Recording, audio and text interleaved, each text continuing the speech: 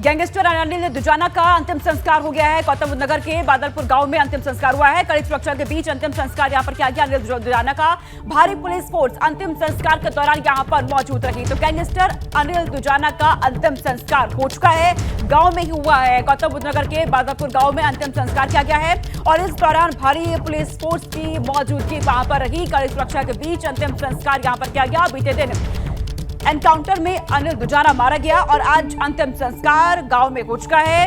बादलपुर गांव में अनिल दुजाना का भारी पुलिस फोर्स की मौजूदगी में अंतिम संस्कार यहां पर कर दिया गया। तो गैंगस्टर अनिल दुजाना जो कि बीते दिन एनकाउंटर में मारा गया और आज कड़ी सुरक्षा के बीच अनिल दुजाना का अंतिम संस्कार उसके गांव में ही कर दिया गया है। भारी पुलिस फोर्स इस दौरान वहां पर मौजूद रही ताकि कोई भी अप्रिय घटना वहां पर ना हो। इसकी निगरानी यहां पर पुलिस फोर्स की तरफ से रखी गई। तो गैंगस्टर अनिल दुजाना का अंतिम संस्कार हो चुका है। उत्तर प्रदेश के कुख्यात बदमाश अनिल दुजाना को कल मेरठ पुलिस ने मुठभेड़ के बाद ढेर किया था।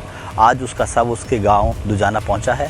यहां पर जो है वो अंतिम संस्कार उसका किया गया है। बता दें कि जिस तरह से यहां पर जो है भारी पुलिस फोर्स भी लगाई गई है ताकि किसी भी तरह की कोई परेशानी ना हो और उनके गाँव के लोग अंतिम संस्कार करने के लिए पहुँचे हैं और भारी पुलिस फोर्स यहाँ पर लगाया गया है। बता दें कि मुख्यमंत्री योगी आदित्यनाथ ने एक लिस्ट जारी की थी। उस लिस्ट में जो हिस्ट्री सीटर थे उसका नाम अनिल दुजाना का उस लिस्ट में नाम था।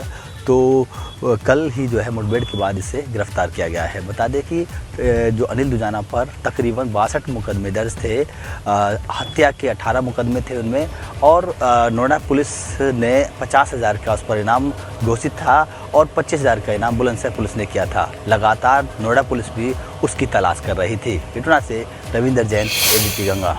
प्रयागराज को उमेश पाल शूटआउट से जुड़ी ये बड़ी खबर सामने आ रही है। उमेश पाल शूटआउट केस में ठाकुर की एंट्री हो गई है। उमेश पाल दोनों सरकारी गनरों की हत्या में ठाकुर की अहम भूमिका थी। अतीक के एक बेटे ने ठाकुर के नाम से फेसबुक अपनी फेस टाइम आईडी बनाई थी। ठाकुर ने दरअसल आपको बता दें कि वारदात में इस्तेमाल सभी आईफोन की क्लाउड आईडी यहां पर बनाई थी। ठाकुर को भी एक आईफोन दिया गया था और सभी आईफोन पर फेस टाइम ऐप की अलग आईडी बनाई गई थी। अतीक, अशरफ, शाइस्ता शूटरों में फेस टाइम ऐप के जरिए की बातचीत हुआ करती थी। यह बड़ा खुलासा यहां पर हुआ है। खान सौरत हरीफ के पुलिस ने बयान से यह खुलासा यहां पर हुआ है। तो अतीक के बेटे ने ठाकुर के नाम से आईडी बनाई हुई है। इस वक्त जो आईडी इस वक्त आप देख रहे हैं यहां पर बताया जा रहा है कि ठाकुर के नाम से ये आईडी बनी हुई है, लेकिन अतीक के बेटे ने इस आईडी को बनाया ठाकुर के नाम से। ठाकुर को भी एक आईफोन दिया गया था। ये जानकारी भी यहां पर सामने आ रही है। एक्सक्लूसिव दस्तावेज एबीपी गंगा पर आप देख रहे हैं। सबसे पहले सभी आईफोन पर फेस टाइम ऐप के जरिए ये बातचीत हुआ करती थी इन सभी के बीच। अतीक, अशरफ, शाइस्ता और शूटरों में ये ऐप के माध्यम से बातचीत होती थी। मोहम्मद मोइन मेरे सहयोगी मेरे साथ जुड़ चुके हैं अधिक जानकारी के साथ। मोइन, क्योंकि लगातार एक के बाद एक खुलासे हो रहे हैं, अब यहाँ पर एक फेस टाइम आईडी को लेकर खुलासा हुआ है। ठाकुर के नाम से बनी हुई थी, लेकिन बताया जा रहा है कि बनाई थी अतीक के बेटे ने। क्या जानकारी और मिल पा रही है? देखिए, उमेश पाल शूटआउट केस में प्रयागराज पुलिस जिस तरीके से जांच को आगे बढ़ा रही है, लगातार चौंकाने वाले खुलासे हो रहे हैं। एबीपी गंगा के पास जो एक्सक्लूसिव तौर पर डॉक्यूमेंट्स मौजूद हैं, उससे ये साफ होता है कि अतीक अहमद का एक और बेटा इस पूरे केस में इन्वॉल्व था। चौथे नंबर का बेटा जो नाबालिग है एजाम अहमद, उसको भी एक आईफोन दिया गया था और उसने ठाकुर 008 के नाम से फेस टाइम पर आईडी बनाई थी और शूटरों के साथ साथ अतीक, अशरफ और शाइस्ता के बीच जो फोन पर बातचीत होती थी, उस बातचीत में कई बार एहजम भी शामिल होता था। इसी वजह से उसे आईफोन दिया गया था। तो ये खुलासा हुआ है जो अतीक अहमद के वकील खान सौलत हनीफ से पुलिस ने कस्टडी रिमांड में लेकर पूछताछ की है, उसमें ये सारे चौंकाने वाले खुलासे हुए हैं। तो अतीक अहमद के नाम से को बड़े कोडवर्ड दिया गया था, उसके भाई अशरफ को छोटे कोडवर्ड दिया गया था, इसके साथ साथ एडीवीओ कोडवर्ड दिया गया था अतीक अहमद के वकील खान सौलत हनीफ को, और सीक्वेंस में दिए हुए थे। जैसे अतीक का नंबर 6 था, अशरफ का नंबर 7 था और जो अतीक अहमद का बेटा एजाम अहमद, जिस पर आरोप है कि उसने सारी आईडी क्रिएट की थी, उसका नंबर 8 था और वकील खान सौलत हनीफ का नंबर 10 था। तो सवाल ये उठता है कि बाकी लोग, कितने लोगों को आईफोन दिए गए थे, कितने लोगों को और अलग अलग नंबर से अलॉट किए गए थे। पुलिस अब उस मामले में जांच कर रही है। कई और चौंकाने वाले खुलासे हुए हैं। जैसे खान सौलत हनीफ ने पुलिस को बयान दिया है कि जिस वक्त उमेश पाल की हत्या हुई तो सौलत हनीफ ने ही कोर्ट से मुखबिरी की थी सौलत हनीफ ने अतीक अहमद को भी जानकारी दी थी और अतीक अहमद के बेटे असद को भी फोन पर ये जानकारी दी थी कि जो उमेश पाल है वो कचहरी परिसर से निकल गया, यानी रास्ते में जिसकी ड्यूटी जहां पर लगी हुई है वो वहां पर अपनी जगह पर अलर्ट हो जाए। और सौलत हनीफ के साथ साथ एक नया नाम आया है चौंकाने वाला विजय मिश्रा का।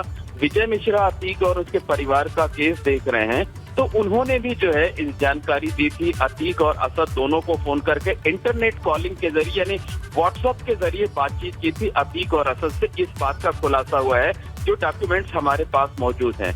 कई और अहम चौंकाने वाले खुलासे हुए हैं, जैसे जो पिस्टल बरामद हुई थी उसका नंबर क्या था, सौलत हनीफ को जो आईफोन दिया गया था उसका IMEI नंबर क्या था, जो 2 दूसरे फोन थे उसका IMEI नंबर क्या था, जो आईफोन दिया गया था उसका पासवर्ड था, पासवर्ड क्या है, ये जानकारी इस डॉक्यूमेंट्स में दी गई। तो तमाम अहम जानकारियां सामने आई हैं, बेहद चौंकाने वाली जानकारियां हैं, बेहद सनसनीखेज जानकारियां हैं, और जो पुलिस की जांच है, पुलिस की जांच में आगे ये सारी जानकारियां मददगार साबित होंगी। बहुत शुक्रिया मोइन, तमाम जानकारी हम तक पहुंचाने के लिए। तो यहाँ पर एक और ये बड़ा खुलासा, फेस टाइम ऐप के जरिए इन सभी के बीच बातचीत होती थी और यहाँ पर जो आईडी बनाई गई थी अतीक के बेटे की तरफ से वो ठाकुर के नाम से, और ये दस्तावेज ABP गंगा पर एक्सक्लूसिव सबसे पहले आप देख रहे हैं। अतीक अशरफ अहमद हत्याकांड की जांच तेज हो चुकी है। कॉलविन अस्पताल पहुंची है न्यायिक जांच आयोग की टीम। 20 अप्रैल को भी टीम ने कॉलविन अस्पताल का दौरा किया था। 15 अप्रैल को अतीक और अशरफ की हत्या हुई थी और इस मामले में जांच को और तेज कर दिया गया है। न्यायिक जांच आयोग की टीम घटना स्थल पर पहुंची है, ये इस वक्त की बड़ी खबर सामने आ रही है। कॉलविन अस्पताल पर पहुंच चुकी है न्यायिक जांच आयोग की टीम। इससे लेकर के अब 20 अप्रैल को भी बताया जा रहा है कि टीम अस्पताल का दौरा कर चुकी है, वहां पर पहुंची थी घटना स्थल पर। 15 अप्रैल को अतीक और अशरफ अहमद की हत्या कर दी गई थी प्रयागराज में। उस वक्त जब पुलिस की मौजूदगी वहां पर थी, मीडिया के कैमरों के सामने दोनों की हत्या यहां पर की गई थी और अब इसको लेकर के जांच लगातार इसमें जारी है। 3 शूटरों से लगातार यहां पर पूछताछ की जा रही है। 15 अप्रैल को दोनों की हत्या और उसके बाद 20 अप्रैल को टीम इससे पहले भी पहुंची थी घटनास्थल पर, जायजा लिया गया था और एक बार फिर से अब उस अस्पताल के पास पहुंची है, कॉलविन अस्पताल, जहां पर अतीक अहमद को, अशरफ अहमद को ले जाया गया था मेडिकल के लिए।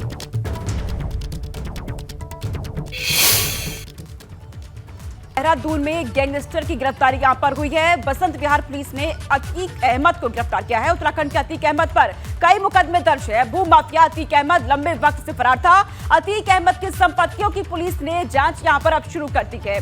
तो ये खबर यहां सामने आई है देहरादून से। देहरादून के अतीक अहमद को लेकर ये खबर सामने आई है। यहां पर गैंगस्टर अतीक अहमद गिरफ्तार हो चुका है देहरादून में। बसंत विहार पुलिस ने अतीक अहमद को गिरफ्तार यहां पर किया है। तो ये इस वक्त की बड़ी खबर उत्तराखंड से मिल रही है। उत्तराखंड के अतीक अहमद पर पहले से भी कई मुकदमे यहां पर दर्ज है और लगातार इसकी तलाशी पुलिस की तरफ से की जा रही थी। भू माफिया अतीक अहमद लंबे वक्त से फरार चल रहा था और अब जाकर के यहां पर सफलता हाथ लगी है पुलिस के, गिरफ्तारी यहां पर हो चुकी है। देहरादून में गैंगस्टर अतीक अहमद गिरफ्तार हो चुका है। लंबे समय से यहां पर तलाशी ली जा रही थी पुलिस की तरफ से, क्योंकि फरार चल रहा था भू माफिया अतीक अहमद। बसंत विहार पुलिस ने अतीक अहमद को आखिरकार गिरफ्तार कर लिया है। और इस खबर पर विनोद कुमार जुड़ चुके हैं, संवाददाता अधिक जानकारी देंगे। विनोद, क्योंकि अब गिरफ्तार हो चुकी है भूमाफिया अतीक अहमद की, अब आगे किस तरीके से कार्रवाई की जाएगी? बिल्कुल, देखिए 25,000 का इनामी गैंगस्टर है अतीक अहमद और सरकारी संपत्तियों पर भी कब्जा अतीक अहमद का रहा है। पिछले 1 साल से देहरादून पुलिस को चकमा देकर फरार चल रहा था, लेकिन बसंत विहार पुलिस ने इनके जो रिश्तेदार है इमरान, उनके घर से अतीक अहमद को गिरफ्तार कर लिया गया है और एक इस तरीके से यूपी में एक अंत हुआ है अतीक अहमद का। उसी की तर्ज पर तमाम ऐसे आपराधिक मुकदमे दर्ज इस अतीक अहमद पर भी है। उत्तर प्रदेश के बाद अब उत्तराखंड का ये अतीक अहमद जेल की सराखों के पीछे है, जिसका आज पुलिस ने खुलासा कर दिया है। करीब दर्जनों मुकदमे, आपराधिक मुकदमे अतीक अहमद पर दर्ज है। इसके अलावा कई सरकारी संपत्ति पर भी अतीक अहमद ने कब्जा किया था और जिला पुलिस की तरफ से 25,000 का इनाम घोषित इस अतीक अहमद पर किया गया था, जिसके चलते लगातार कई टीमें का गठन SSP देहरादून की तरफ से किया गया है और अंततः इस अतीक अहमद को भी देहरादून पुलिस ने गिरफ्तार कर लिया है। और साथ ही साथ जो ऐसी तमाम बेनामी संपत्ति है जो अवैध तरीके से इस अतीक अहमद ने अर्जित की है, उन संपत्तियों को भी पुलिस ने खंगालने की तैयारी कर रही है। यानी करीब ऐसी सरकारी संपत्ति भी है जिन पर अतीक अहमद ने कब्जा किया हुआ था। इसके अलावा कई ऐसी जो अवैध तरीके से संपत्तियां अतीक अहमद ने अर्जित की है, उसकी तमाम रिकॉर्ड खंगाले जा रहे हैं। लिहाजा आज अतीक अहमद को उसके रिश्तेदार के घर इमरान के घर से यानी झाझरा के आवाज से गिरफ्तार कर लिया है और जेल की सलाखों में भेज दिया है। तो जिस प्रकार से उत्तर प्रदेश में भी अतीक अहमद का अंत हुआ है, उसी की तर्ज पर राजधानी की पुलिस ने भी अतीक अहमद को, जो उत्तराखंड का अतीक अहमद है, उसको गिरफ्तार किया है। जी, यहाँ पे बड़ी सफलता पुलिस के हाथ लगी है। बहुत शुक्रिया विनोद, तमाम जानकारी हम तक पहुंचाने के लिए। तो उत्तराखंड से खबर, अतीक अहमद गिरफ्तार हो चुका है उत्तराखंड का। और इस बीच एक और बड़ी खबर सामने आ रही है, हरदोई से दर्दनाक खबर है। हरदोई में बेकाबू ट्रक ने बाइक और ई रिक्शा को रौंद दिया है। हादसे में पिता पुत्र समेत 4 लोगों की मौत हो गई है। ट्रक की टक्कर से बाइक सवार पुल से नीचे गिर गए। बाइक सवार को रौंदकर ट्रक ड्राइवर वहां से भाग रहा था। हालांकि भागते वक्त ट्रक ड्राइवर ने ई रिक्शा को टक्कर यहां पर मारी है। हादसे में पिता पुत्र समेत 4 लोगों को बताया जा रहा है कि उनकी मौत हो गई है। ट्रक की टक्कर से बाइक सवार पुल से नीचे गिर जाते हैं। तो बाइक सवार को रौंद करके ट्रक ड्राइवर वहां से भाग रहा था और भागते वक्त ही ये यहाँ पर ई रिक्शा में टक्कर मार दी, जिसके बाद ये दर्दनाक हादसा। हरदोई से ये खबर सामने आई है, जहां पर देखा गया कि किस तरीके से ये भीषण हादसा यहाँ पर हुआ। बेकाबू ट्रक ने बाइक और ई रिक्शा को यहाँ पर रौंद दिया। हादसे में पिता पुत्र समेत 4 लोगों की बताया जा रहा है कि जान इसमें चली गई है। 4 लोगों ने अपनी जिंदगी इसमें गंवा दी है। भीषण हादसा, आसपास के लोगों की तरफ से हालांकि लोगों को जो वहां नीचे गिर गए थे पुल से, उन्हें बाहर निकाला गया, लेकिन उन्हें बताया जा रहा है कि 4 की मौत यहाँ हो चुकी है। भागते वक्त ट्रक ड्राइवर ने ई रिक्शा को टक्कर मारी। खबर निकाय चुनाव से जुड़ी हुई है। निकाय चुनाव के रण में सीएम योगी ने मेरठ में भी जनसभा को संबोधित किया है। इस दौरान सीएम ने विपक्ष पर जमकर निशाना साधा। सीएम ने कहा कि यूपी में विकास से विपक्ष को परेशानी हो रही है, विकास से ही आज यूपी की पहचान है। सूतीगंज सत्र के पहले की सपा बसपा लोकदल की पहचान है, लेकिन आज स्पोर्ट्स आइटम के रूप में न केवल 1 डिस्ट्रिक्ट 1 प्रोडक्ट में मेरठ का प्रोडक्ट अपना स्थान दुनिया के अंदर बना रहा है, बल्कि प्रदेश की पहली स्पोर्ट्स यूनिवर्सिटी मेरठ के अंदर स्थापित होने जा रही है। मेरठ को दिल्ली से जोड़ने के लिए 12 लेन हाईवे एक्सप्रेसवे यह बनकर के समय से तैयार हो जाएगा। आज से 6 वर्ष पहले, 5 वर्ष पहले मेरठ से दिल्ली जाने में 4 घंटे लगते थे। आज भाइयों बहनों मात्र 45 मिनट में इस दूरी को तय किया जा सकता है। आज आप देख रहे होंगे भारत के बारे में दुनिया की धारणा बदली है। आज भारत दुनिया के अंदर एक ऐसे देश के रूप में अपनी प्रतिष्ठा प्राप्त कर चुका है जिसके पास दुनिया की सभी समस्याओं का समाधान है। 2014 के पहले भारत के बारे में दुनिया की धारणा अलग थी और 14 के बाद उस सोच में व्यापक परिवर्तन आया है। और भाइयों बहनों, भारत के अंदर भी इंफ्रास्ट्रक्चर डेवलपमेंट के कार्य हों या गरीब कल्याणकारी योजनाओं को बिना भेदभाव के हर नागरिक तक पहुंचाने के लिए किए गए प्रयास, ये किसी से छुपे हुए नहीं। हापुड़ पहुंचे सीएम योगी आदित्यनाथ ने नगर निकाय चुनाव को लेकर भाजपा प्रत्याशियों के समर्थन में रैली की है। इस दौरान जहां विपक्ष पर जमकर बरसे, तो वहीं सरकार की उपलब्धियों को भी काफी बखान उनकी तरफ से किया गया। के पहले का उत्तर प्रदेश बंगा प्रदेश था, बंगा प्रदेश। पर्व और त्योहार के पहले कर्फ्यू लग जाता था, आज कर्फ्यू नहीं, आवश्यक कावड़ यात्रा निकलती है शानदार तरीके से। गंगा एक्सप्रेस से मेरठ को हापुड़ होते हुए प्रयागराज से जोड़ेगी। अब तक प्रयागराज पहुंचने में जो 12, 14, 16 घंटे लगते हैं, एक्सप्रेस हाईवे बनने के बाद, गंगा एक्सप्रेस वे बनने के बाद इस दूरी को मात्र 6 घंटे में पूरा किया जा पाएगा। एक नए उत्तर प्रदेश की पहचान बन रही है। करोड़ों गरीबों को सिर ढकने के लिए छत दे दी गई। करोड़ों गरीबों के घर में शौचालय बन गया। करोड़ों गरीबों के लिए आयुष्मान भारत का कार्ड आ गया। करोड़ों गरीबों के लिए जनधन के अकाउंट खुल गए। और भाइयों बहनों, कोरोना कालखंड में आपने देखा होगा, भारत अकेला देश है जो अपने नागरिकों को फ्री में राशन की सुविधा का लाभ दे रहा है। पिछले 3 वर्ष से नवर में सुविधा भारत के नागरिकों को मिल रही है। 9 वर्ष में प्रधानमंत्री मोदी जी के नेतृत्व में भारत की पूरी तस्वीर बदल गई है। एक नया भारत जिसके बारे में दुनिया की धारणा भी बदली है, दृष्टिकोण बदला है। आज भारत का नागरिक दुनिया के अंदर जहां कहीं जाता है, सम्मान की निगाहों से देखा जाता है। दूसरे चरण के चुनाव से पहले भाजपा का सिंहमारी प्लान जारी है। लखनऊ में कई दलों के नेताओं ने थामा भाजपा का दामन। डिप्टी सीएम ब्रजेश पाठक ने दिलाई है भाजपा की सदस्यता। मुकेश भटनागर मुलायम सिंह यूथ ब्रिगेड के पदाधिकारी मुकेश भटनागर भाजपा में शामिल हो चुके हैं। लखनऊ बार एसोसिएशन के उपाध्यक्ष अनुज यादव भाजपा में शामिल हुए। वहीं मेरठ के बसपा नेता अंकित शर्मा ने भी भाजपा का दामन यहां पर थाम लिया है। गोविंद भाटी ने भी बीजेपी ज्वाइन कर ली है। तमाम नेता अब अपनी अपनी पार्टियों को छोड़, चाहे कांग्रेस हो, चाहे समाजवादी पार्टी हो या बसपा हो, भाजपा में शामिल हो रखे हैं। भाजपा का दामन यहां पर थाम रहे हैं। और ये तस्वीर आप देख रहे हैं, ब्रजेश पाठक उप मुख्यमंत्री हैं, उन्होंने सभी को पार्टी की सदस्यता दिलाई है।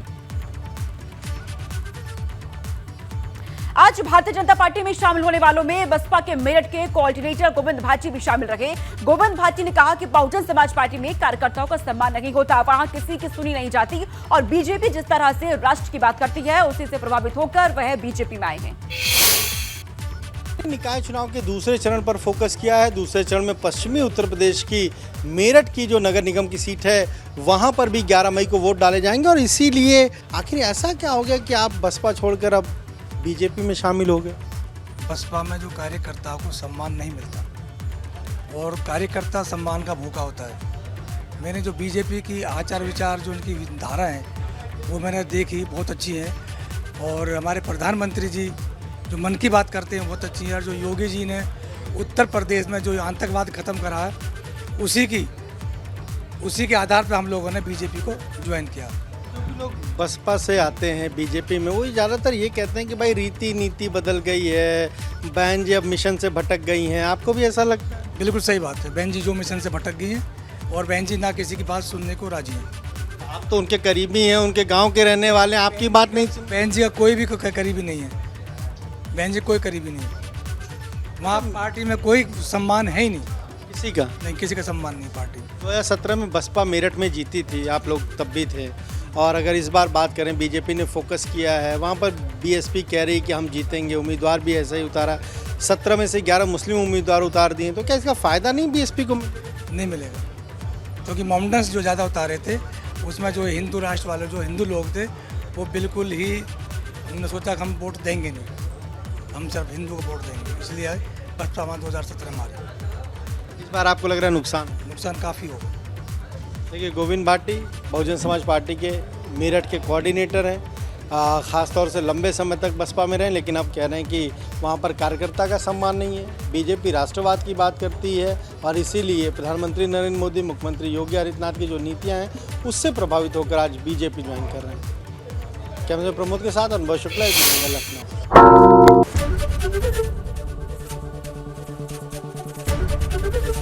एबीपी गंगा, खबर आपकी, जुबान आपकी।